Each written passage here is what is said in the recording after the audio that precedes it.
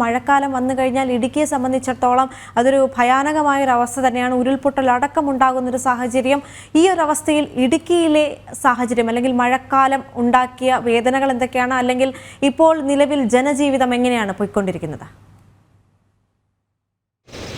പ്രധാനമായും ഇടുക്കിയെ സംബന്ധിച്ച് ഇടുക്കി ഇന്ന് റെഡ് അലർട്ടിലാണുള്ളത്. 19, 20 ജില്ലകളിൽ, അതായത് ഇന്നും നാളെയും റെഡ് അലർട്ടാണ്. അതുകൊണ്ട് തന്നെ കടുത്ത നിയന്ത്രണം ഇടുക്കി ജില്ലയെ സംബന്ധിച്ചുകൊണ്ട് എന്നുള്ളതാണ് ഏറ്റവും എടുത്തു പറയേണ്ടതായിട്ടുള്ള കാര്യം. പ്രധാനമായും വിവിധ വകുപ്പുകൾക്ക് ഇപ്പോൾ തന്നെ നിർദ്ദേശം നൽകിയിട്ടുണ്ട്. ഏത് അടിയന്തര സാഹചര്യം നേരിടാനുള്ള നടപടികൾ സ്വീകരിക്കണമെന്ന നിർദ്ദേശം നൽകിയിട്ടുണ്ട്. കൂടാതെ ജില്ലയിൽ ഇപ്പോൾ അടിയന്തരമായി സ്വീകരിച്ചിട്ടുള്ള മറ്റു നടപടികൾ എന്നുള്ളത് ജില്ലയിൽ യാത്രാ നിരോധനം ഏർപ്പെടുത്തിയിട്ടുണ്ട് എന്നുള്ളതാണ്. അതായത് ഇടുക്കി ജില്ലയിലെ മലയോര മേഖലയിലേക്കുള്ള റോഡുകളിൽ രാത്രി 7 മണി മുതൽ രാവിലെ 6 മണി വരെ ഗതാഗത നിയന്ത്രണം ഏർപ്പെടുത്തിയിട്ടുണ്ട് എന്നുള്ളതാണ് ഏറ്റവും പ്രധാനപ്പെട്ട ഒരു കാര്യം. മറ്റു മുമ്പാണ് ജില്ലാ കളക്ടറെ സംബന്ധിച്ച ഉത്തരവ് പുറപ്പെടുവിച്ചത്. കൂടാതെ നമുക്ക് ഇടുക്കി ജില്ലയെ സംബന്ധിച്ച് ടൂറിസം മേഖല കൂടുതലായി ഉണ്ട്. അതുകൊണ്ട് തന്നെ ടൂറിസം മേഖലയിലും കടുത്ത നിയന്ത്രണങ്ങൾ വേണമെന്നൊരാവശ്യം ഈ ഉത്തരവിൽ പറയുന്നു. പ്രധാനമായും ഈ ജലാശയങ്ങളോട് ചേർന്നുള്ള ടൂറിസം കേന്ദ്രങ്ങളിൽ കർശന നിയന്ത്രണം വേണം. കൂടാതെ ഓഫ് റോഡ് ട്രക്കിംഗ് അടക്കമുള്ളവ നിരോധിച്ചിട്ടുണ്ട്. അത് കർശനമായി നിയന്ത്രണം വേണം, അല്ലെങ്കിൽ പാലിക്കണം എന്നൊരു നിർദ്ദേശം ജില്ലാ ഭരണകൂടം മുമ്പോട്ട് വച്ചിട്ടുണ്ട്. ഏത് അടിയന്തര സാഹചര്യം നേരിടാനുള്ള